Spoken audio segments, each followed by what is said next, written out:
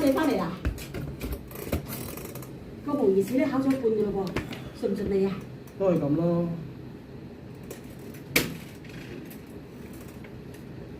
專心食飯先啊！嚟食飯。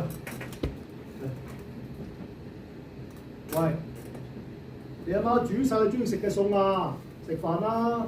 好煩啊！我考試已經好多嘢煩㗎啦。你考試多嘢煩咩？點解冇護照喺你度㗎？你抄我啲嘢嚟，死仔包你做咩啫？聽埋個仔講先啦。我哋咪講好咗咧。冇錯，我諗住飛去英國嗰度求嗰度試㗎。我之前講過啦。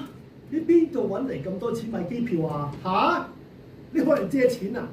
呢啲錢係我做 part time 賺翻嚟㗎。哎呀，唔怪之前你成日夜一夜先翻啦，你有冇腦㗎？之前家長會嚴校長特登千叮萬囑我哋成班家長，暑假唔準俾班細路出去搞課外活動，要專心讀書，考個 DSE 入大學啊嘛！你仲嘥時間去打工？你哋唔撐我，咪我自己支持自己咯。幾樣嘢可以同時進行㗎嘛？你可以嫌校長噏乜啊？總之咁你咁係啊係先得㗎。你咩態度同老豆老母講嘢？咁係啊嘛！我幾多歲人啦？你行條咩路自己都話唔到事。我哋都係為你好啊，想你入到大學難啲咋？你講咩大學啫？你都係中學畢業啫嘛。如果唔係出嚟揾錢養家，我都想讀大學啊！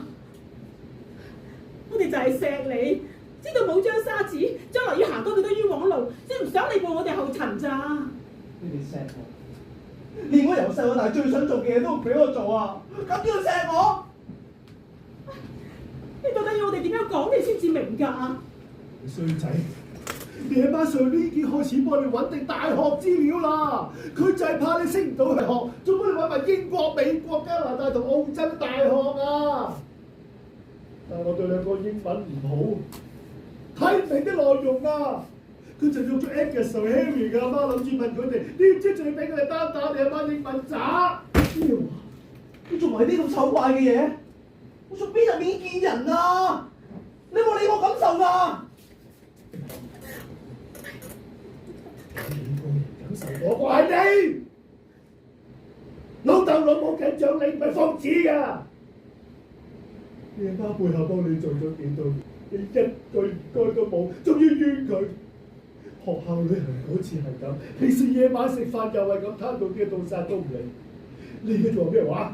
飛去外國踢波，我寫巴頓，你一世都唔會成功。